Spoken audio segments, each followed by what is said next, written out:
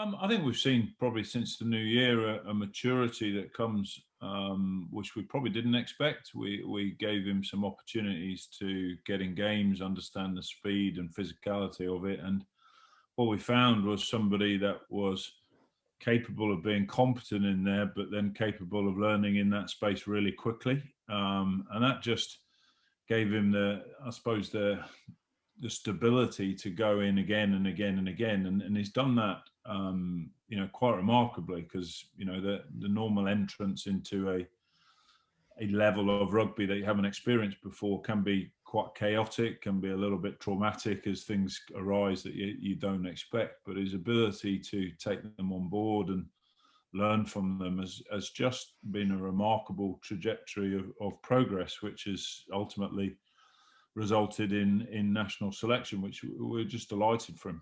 Well, I think let's just let Alan Wynne be Alan Wynne, and let's let Ben be Ben. And I don't think comparisons with anybody are particularly helpful. He's a 20-year-old that's just had a fantastic 6 months, and I see this as a bit of icing on the cake, and then a summer of reflection and work out how he gets better. Because what this will do is expose him to another level of rugby. And as I said, if he keeps dealing with it in the way he's dealt with the last 6 months for us, then he'll be a significantly better player going into next year.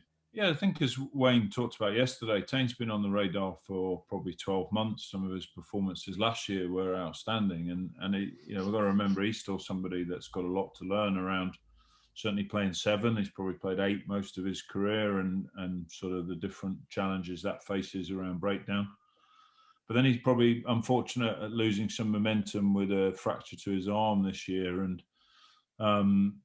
how he's come back has probably given Wayne some confidence that he's still on that trajectory. Some of his entries off benches in the last few weeks has been outstanding. And we've got a pretty competitive back row in the Dragons itself. And for Taine to be considered within that group, he's had to be at his best. And I think that's probably, Wayne linking it to what he saw a year ago, seeing him come back and realising that there's more growth in Taine as he learns the game more. Yeah, I have no doubts about Rhodri's ability, and I think we need to be very careful in Wales how we, is by the small talent pool, people will get exposed to international rugby very early. That doesn't mean that they go on to play the next 8 or 9 years. And sometimes how we deal with people that come back out of squads is really important. And I think Rhodri's a case in point.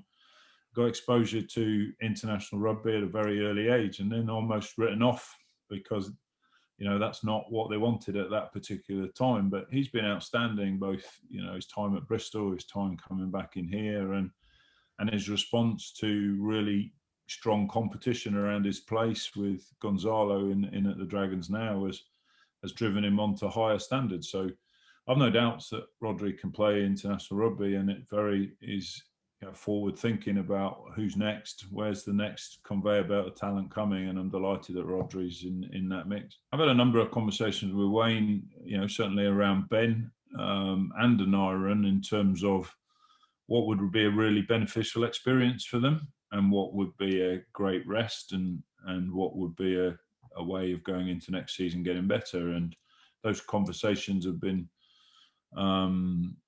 looking at it from both sides. And I think Aneurin's very much in us just working out what's the best experience that he can get for him. So, is absolutely, I'd expect him to be going in. He's been listed as an attached player to us. What that attachment actually is for how long, I've still got to get to the bottom of.